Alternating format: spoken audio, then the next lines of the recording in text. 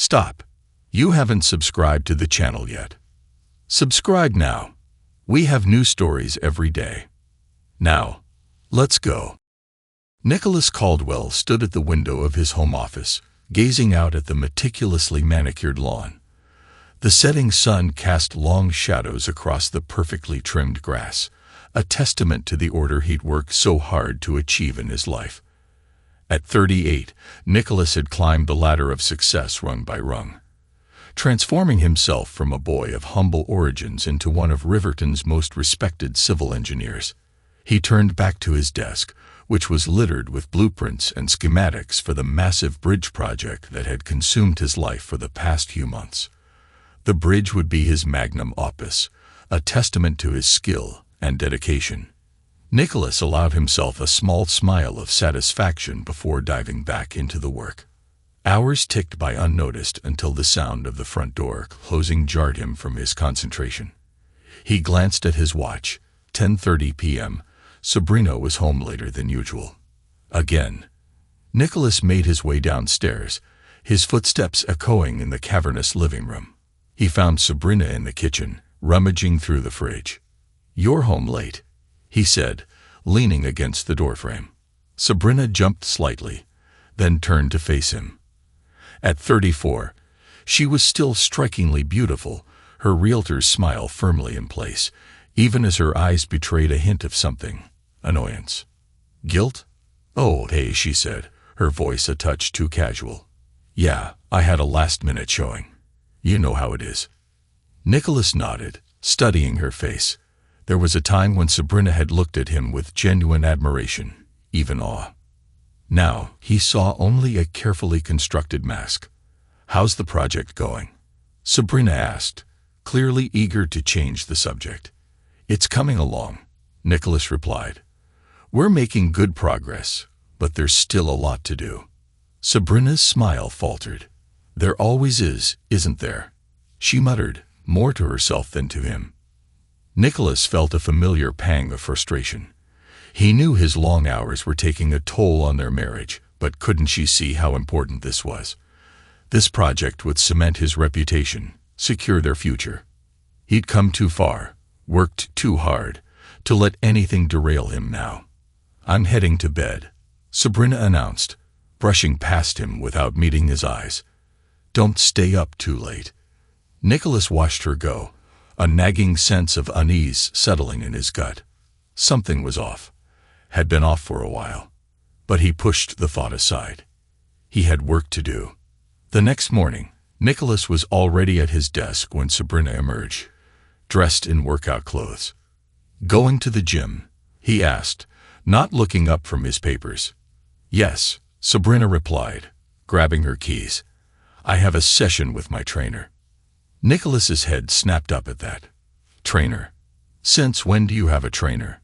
Sabrina shrugged, avoiding his gaze. "Since a couple of weeks ago. I told you about it. Remember?" Nicholas was certain she hadn't, but he let it slide.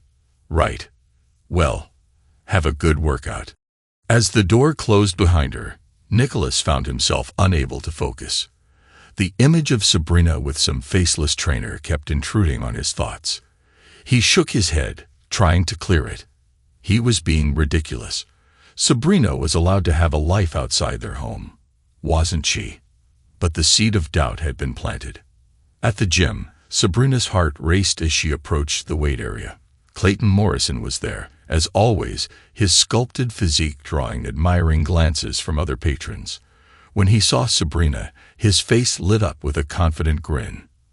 "There's my favorite client," he called out, ready to feel the burn. Sabrina felt a flush creep up her neck. "Let's just get to work, Clayton." As they moved through the exercises, Clayton's hands lingered a little too long during adjustments, his compliments becoming increasingly suggestive. "You're looking amazing, Sabrina," he murmured as she finished a set of squats. "But your husband doesn't realize what he has at home." Sabrina should have shut him down, should have walked away. Instead, she found herself leaning into his words, craving the attention and validation she'd been missing. "Nicholas is busy," she said, surprised by the bitterness in her own voice. He's always busy. Clayton's eyes gleamed with interest. His loss, he said, moving closer. What do you say we grab a drink after this? Celebrate all your hard work. Sabrina hesitated, her wedding ring suddenly feeling heavy on her finger. But the thought of going back to an empty house for another night alone while Nicholas worked. Sure, she heard herself say. Why not? Hours later, Sabrina found herself at a high-end bar downtown, nursing a cocktail and laughing at Clayton's jokes. He was everything Nicholas wasn't. Carefree, attentive, full of stories about his wild adventures. I still can't believe you're married to that stuffy engineer, Clayton said, leaning in close. A woman like you deserves excitement, passion. Sabrina knew she should defend Nicholas, should get up and leave. But the alcohol had loosened her inhibitions, and Clayton's attention was intoxicating. Nicholas used to be different, she found herself saying. When we first met, he was so driven, so ambitious. I admired that. But now he takes you for granted, Clayton finished, his hand brushing against hers. Leaves you alone while he chases his next big project. Sabrina nodded, tears pricking her eyes. I feel so trapped sometimes, she whispered. Like I'm just a prop in his perfect life. Clayton's eyes darkened with interest. You don't have to be, he said, his voice low. You're a free woman, Sabrina. You could do whatever, whoever, you want. In that moment, looking into Clayton's eyes, Sabrina made a choice that would change everything. Back at home, Nicholas sat in his office, staring at his phone. The home security app showed Sabrina arriving home much later than usual. He told himself it was nothing, that he was paranoid, but he couldn't shake the feeling that something was very, very wrong. Over the next few weeks, Nicholas noticed subtle changes in Sabrina. She was more distant, quick to anger, spending more and more time away from home. He tried to believe it was just stress, that things would improve once his project was finished. But deep down, he knew better. It was the little things that gave her away.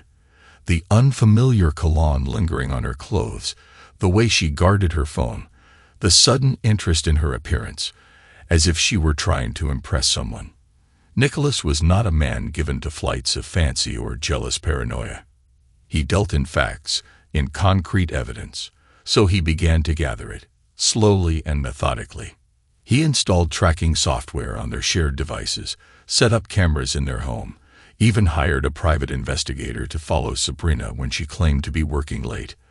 All the while, he maintained his composure, never letting on that he suspected anything. He was laying the groundwork, building an airtight case. Nicholas Caldwell did not act on emotion or impulse. When he struck, it would be with the full force of irrefutable proof. The breaking point came on a Friday evening. Sabrina was getting ready to go out, dressed in an outfit far too provocative for the casual work event she claimed to be attending. Nicholas watched her from the doorway of their bedroom, his face an impassive mask. "You're going to that party tonight?" he asked, his voice deceptively calm. Sabrina startled, nearly dropping her lipstick. "Yeah. It's just a work thing," she said, not meeting his eyes. "Why?" Nicholas took a step into the room, his presence suddenly filling the space. "Sabrina," he said, his tone carrying a warning. "I'm not blind. If you walk out that door, don't expect to come back and find things the same." For a moment, fear flashed across Sabrina's face, but then her expression hardened, defiance replacing guilt. "I'm a free woman, Nicholas," she spat. "I can do whatever I please. You don't own me." Nicholas didn't flinch, didn't raise his voice. He simply watched as Sabrina gathered her things and stormed out of the room. As the front door slammed shut, he allowed himself a small, cold smile. The trap was set. Now, it was time to spring it. At the rooftop party, Sabrina tried to lose herself in the music and alcohol, pushing thoughts of Nicholas's warning aside. She was laughing with some colleagues when a familiar voice cut through the noise. "There's my girl," Clayton called out, swaggering over with a drink in hand. He was clearly tipsy, his inhibitions lowered even further. Sabrina felt a mixture of excitement and dread as Clayton approached. He was never one for subtlety. "You look fantastic tonight," he said loudly, his eyes roving over her body. "But your husband doesn't even notice, does he?" Sabrina flushed, aware of curious glances from her colleagues. "Clayton, not here," she hissed. But Clayton was on a roll, emboldened by alcohol and his own arrogance. "Come on, baby, laugh. It's not like it's a secret. Half the gym probably knows by now." Sabrina felt the blood drain from her face. She opened her mouth to protest, to salvage the situation, when a hush fell over the crowd. She turned, and her heart stopped. Nicholas stood at the entrance to the rooftop, impeccably dressed in a black suit that seemed to absorb the light around him. His face was a mask of cold fury as he surveyed the scene, his eyes locking onto Sabrina and Clayton. Clayton, oblivious to the danger, swaggered toward Nicholas. "You got a problem, man," he slurred, puffing out his chest. "I gave her a taste of me. Relax, dude." The silence was deafening. Sabrina wanted to scream, to run, but she was frozen. Nicholas didn't speak. He didn't need to. In one fluid motion, he grabbed Clayton by the throat and slammed him to his knees. Before anyone could react, Nicholas's fist connected with Clayton's face, the crack of bone echoing across the rooftop. Clayton crumpled to the ground, unconscious. Nicholas stood over him for a moment, his breathing steady, his face still a mask of controlled rage. Then, without a word, he turned and walked away, leaving stunned silence in his wake. Sabrina stood, rooted to the spot, humiliation and terror washing over her in equal measure. She looked around at the shocked faces of her friends and realized with sickening clarity that her life as she knew it was over. As Nicholas descended in the elevator, he allowed himself a moment of grim satisfaction. Phase 1 was complete. Now it was time to dismantle Sabrina's world piece by piece, just as she had shattered the life they'd built together. He had no room for forgiveness in his heart, no desire for reconciliation. Sabrina had made her choice, and now she would face the consequences. Nicholas Caldwell was not a man to be betrayed, not a man to show weakness or mercy. As he stepped out into the night, Nicholas's mind was already racing with the next steps of his plan. The bridge project, his career, his reputation, all would survive and thrive. But Sabrina? Sabrina would learn the true cost of crossing him. Nicholas drove home in silence, his knuckles white on the steering wheel. The events of the party replayed in his mind, each replay stoking the cold fury in his chest. Pulling into the driveway of their suburban Riverton home, he allowed himself a moment to breathe. Emotion wouldn't serve him now. He needed to be calculated, ruthless. He entered the house and went to work with mechanical efficiency. He began gathering Sabrina's belongings, clothes, jewelry, personal items, and piled them by the front door. As he worked, he placed a call to his lawyer. "John, it's Nicholas. I need you to file those divorce papers we discussed." "Yes, now. And I want the accounts frozen, just like we planned." He paused, listening to the response on the other end. "No, there's no need for a cooling-off period. I have all the evidence. Make it happen." Nicholas hung up and continued his task. By the time he heard a car pull into the driveway, a mountain of Sabrina's possessions stood by the door. He positioned himself in the foyer, arms crossed, waiting. The key turned in the lock, and Sabrina stumbled in, her face tear-stained and mascara smudged. She froze when she saw Nicholas, her eyes darting between him and the pile of her things. "Nicholas," she began, her voice trembling, "we need to talk about what happened." "There's nothing to talk about," Nicholas cut her off, his voice cold. "You made your choice, Sabrina. Now you deal with the consequences." Sabrina's face crumpled. "Please, just let me explain." "It didn't mean anything, I swear. Clayton was just—" "Get out," Nicholas interrupted, his tone leaving no room for argument. "Take your things and leave. Now." Tears streaming down her face, Sabrina tried one last time. "Where am I supposed to go? This is my home too. Nicholas's laugh was devoid of humor. Your home? You gave up any right to call this your home the moment you decided to be intimate with that gym rat. Sabrina recoiled as if slapped. You're heartless, she hissed. You think you can just throw me away like this? I have rights. By all means, Nicholas replied, a dangerous glint in his eye. Call your lawyer. I'm sure he'd love to see the evidence I've gathered. The hotel receipts, the text messages, the video footage. Go ahead, Sabrina. Fight me on this. See how that works out for you. The color drained from Sabrina's face as the full weight of her situation sank in. You've been spying on me. Nicholas shrugged, unmoved by her shock. I prefer to think of it as protecting my interests. Now, for the last time, get out of my house. With shaking hands, Sabrina gathered her belongings. As she struggled with the bags, Nicholas stood impassively, making no move to help.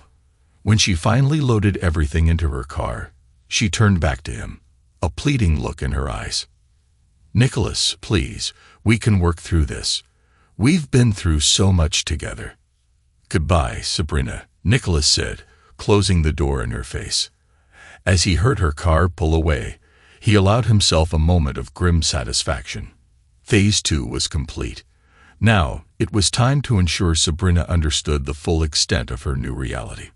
Over the next few days, Sabrina's world unraveled with dizzying speed.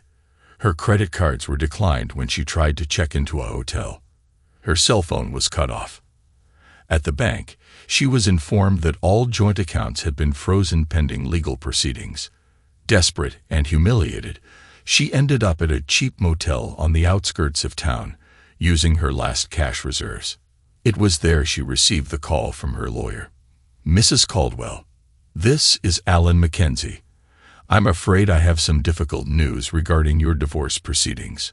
Sabrina clutched the phone tighter. What is it? What happened? Alan sighed. Your husband has presented some very compelling evidence of infidelity. Texts, emails, video footage. I'm sorry, but it's quite damning. But that's invasion of privacy, Sabrina protested. He can't just.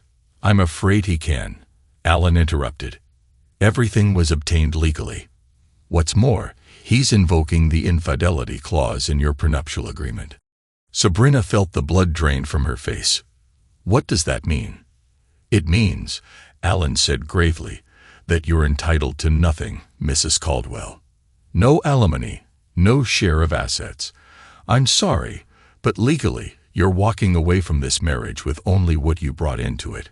The phone slipped from Sabrina's numb fingers as the full impact of Nicholas's revenge hit her. She was ruined, cast out with nothing but the clothes on her back and a mountain of regret.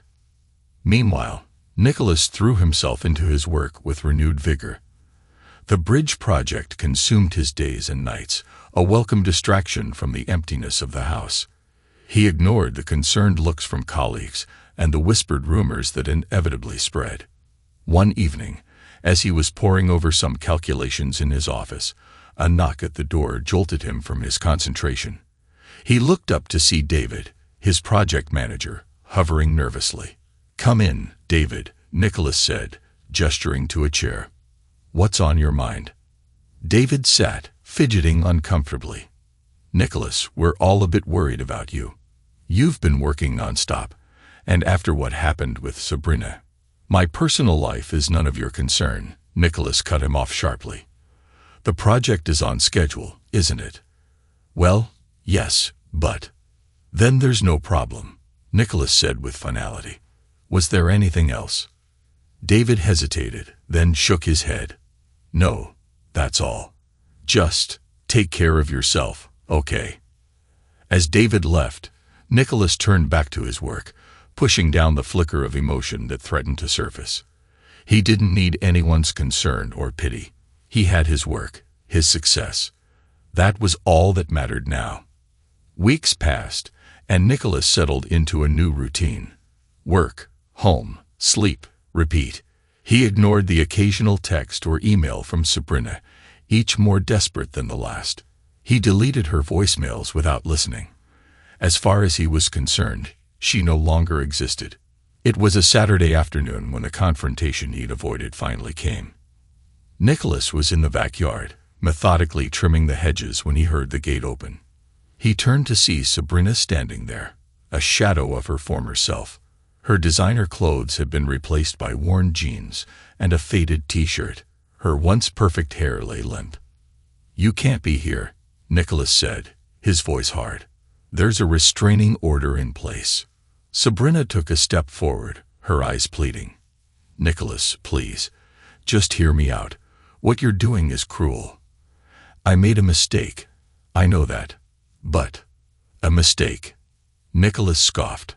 "Is that what you call sneaking around for months, lying to my face day after day?" "I was lonely," Sabrina cried. "You were always working, always focused on your career. I needed someone, and instead of talking to me, instead of trying to work things out, you chose to betray everything we built." Nicholas's tone was icy. "You made your choice, Sabrina. Now live with it." Tears streamed down Sabrina's face. "Where am I supposed to go? What am I supposed to do?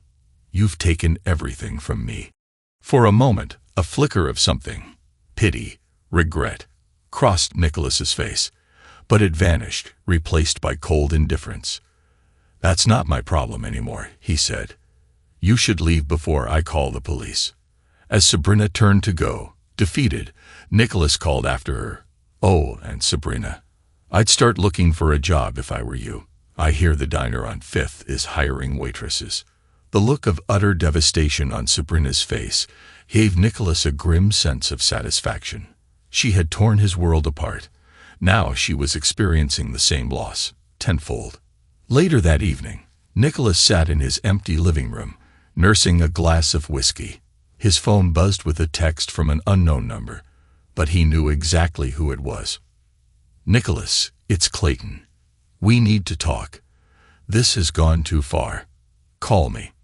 Nicholas stared at the message, a humorless smile on his lips. So the great Clayton Morrison had finally decided to reach out. Too little, too late. He typed a response. "There's nothing to talk about. Enjoy the consequences of your actions." Blocking the number, Nicholas tossed his phone aside and took another sip of whiskey. Let Clayton stew in his own mess. Let him feel the weight of his choices, just as Sabrina was. As days turned into weeks, Nicholas watched from afar as both Sabrina's and Clayton's lives continued to unravel. Clayton's gym began losing business as word of the affair spread. Clients, especially women, avoided him. His once cocky demeanor gave way to desperation as he scrambled to salvage his reputation.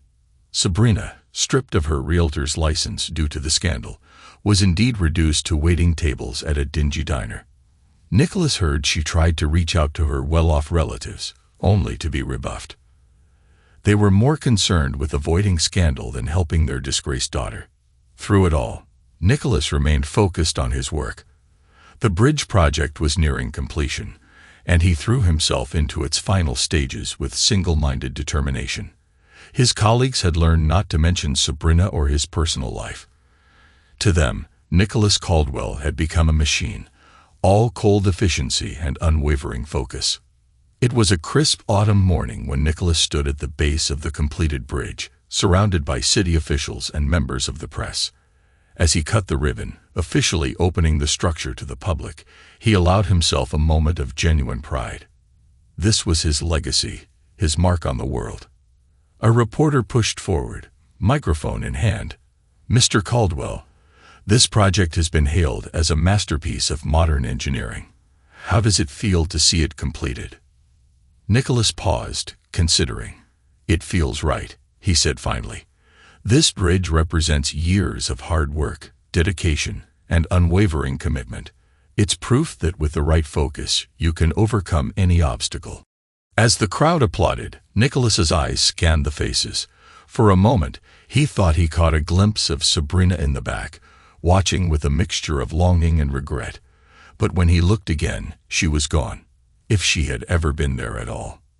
Later that evening, as Nicholas reviewed the press coverage of the bridge's opening, David appeared at his office door once again.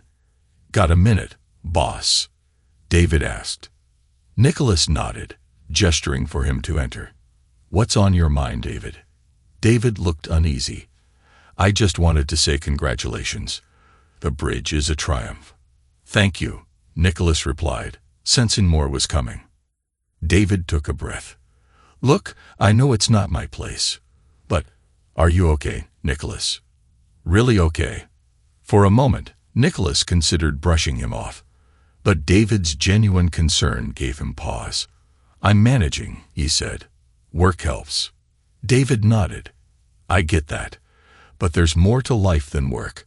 What happened with Sabrina was awful, no question, but holding on to that anger, it's not healthy." Nicholas felt a flare of irritation. "I don't recall asking for your opinion on my personal life, David." David held up his hands. "I know. I'm probably overstepping. But someone has to say it. You've become different, Nicholas. Colder. I'm worried about you. That's all." A long silence followed. When Nicholas finally spoke, his voice was quiet but firm. "I appreciate your concern, David, but I'm fine. What happened with Sabrina is done. Over. I've moved on." David looked like he wanted to argue, but he let it go. "All right. Just remember, you've got people who care about you. Don't shut us all out." After David left, Nicholas stared out the window, seeing his reflection in the dark glass. Had he really become so changed? Perhaps. But he had survived, had thrived, without compromising what mattered: his success and his reputation. In the end, that was all that counted. Nicholas Caldwell stood at the window of his office, watching the sun set over the Riverton skyline. The completed bridge stretched out before him, a monument to his ambition and skill. As darkness fell, the bridge's lights flickered to life, a beacon of progress. A knock at the door interrupted his thoughts. "Come in," he called, not turning around. David entered with a stack of papers. "Final reports on the bridge project, boss. Everything's in order. We're officially done." Nicholas nodded, turning to face him. "Good work, David. You and the team should be proud." David hesitated. "Listen, Nicholas, there's something else. I overheard some of the guys talking. Apparently, Sabrina's been asking around about you." Nicholas's jaw tightened. "Sabrina? What does she want?" David shrugged. "Not sure. But word is, she's in bad shape. Lost her job, can't pay rent. People say she's sleeping in her car."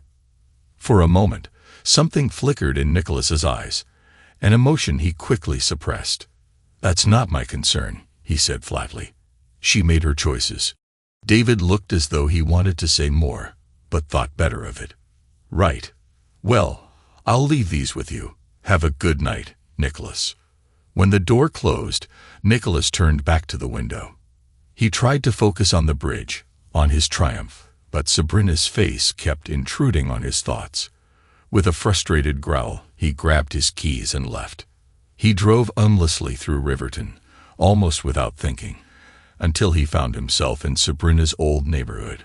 Passing her favorite coffee shop, a familiar figure caught his eye. Sabrina, huddled at an outdoor table, nursing a cup of coffee. She looked so different, her once stylish clothes worn, her hair limp. Before he could stop himself, Nicholas pulled over and got out. Sabrina looked up, eyes widening with shock and fear. She was shivering in the cool evening air. "Nicholas," she managed. What are you doing here?" Nicholas stood awkwardly. "I heard you've been asking about me," he said finally. Sabrina let out a hollow laugh. "Checking to make sure your revenge is complete." "It wasn't about revenge," Nicholas replied, voice hard. "It was about justice. You betrayed me, Sabrina. You threw away everything we had."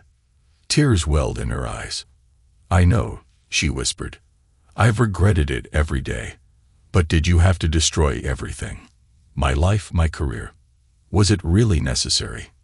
Nicholas turned away, unsure why he'd even stopped. "You hurt me more than I thought possible. I wanted you to feel that pain."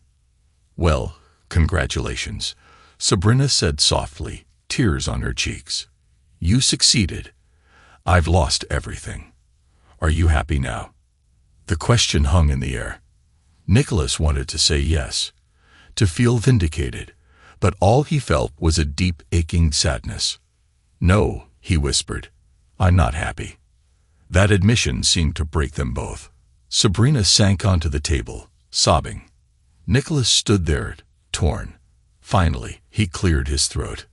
Look, it's late. You should get somewhere safe." "Why?" Sabrina asked, her voice shaking. "So you can watch me fall even further." Nicholas exhaled. "Just come on. I'll drop you off somewhere." The drive was silent. At the last minute, Nicholas realized the only place he could take her was his house. Once inside, he handed her a towel and some clothes she'd left behind. While she changed, he paced the living room, wondering what on earth he was doing. When Sabrina emerged, she looked small, vulnerable. "Why did you bring me here?" she asked. Nicholas struggled for words. "I don't know," he admitted. "I saw you there, and I just couldn't leave you in the cold." Sabrina's laugh was tinged with bitterness. "That's rich. You're the one who left me with nothing." "You left me first," Nicholas shot back, old anger stirring. "You threw away our marriage for a fling with Clayton." "I know," Sabrina cried, tears streaming again. "I know I did. I've paid for it every day. But what you did was so extreme, so final." Nicholas looked away. "You betrayed me in the worst way. I wanted you to feel what I felt." Sabrina nodded miserably. "I do. Believe me, I do. But now what? Is this ever going to end?" They spoke for hours, unearthing months of bitterness and regret. When Sabrina finally left, Nicholas felt a weight lift. He hadn't forgiven her. He doubted he ever would. But for the first time in a long while, he felt a glimmer of something like closure. The next day, Nicholas called his lawyer. "I want to revise the divorce settlement," he said. "A modest arrangement. Enough for Sabrina to get by. That's all." "Are you sure?" Alan asked. "After all that happened?" "I'm sure," Nicholas replied. "It's not about forgiveness. It's about moving on." In the weeks that followed, Nicholas began to reconnect with the world beyond work. He joined his team for after-work drinks, started mentoring younger engineers, even contemplated dating again. The pain of Sabrina's betrayal lingered, but it no longer consumed him. One evening, Nicholas stood on the finished bridge he'd built, watching the sun sink below the horizon. Lights sparkled along the span, illuminating Riverton's skyline. He closed his eyes, breathing in the cool night air. He had endured betrayal and unleashed a harsh retribution. Now, he was finally free to move forward without letting bitterness define him. As the first stars appeared overhead, Nicholas Caldwell allowed himself a small, genuine smile. The future was uncertain but promising, and this time, he would face it on his own terms, wiser and stronger than before. Thanks to everyone who took the time to listen to today's stories. If you enjoyed it, please consider liking and subscribing if you haven't already. Feel free to share your thoughts on the events in the comments below. Take care.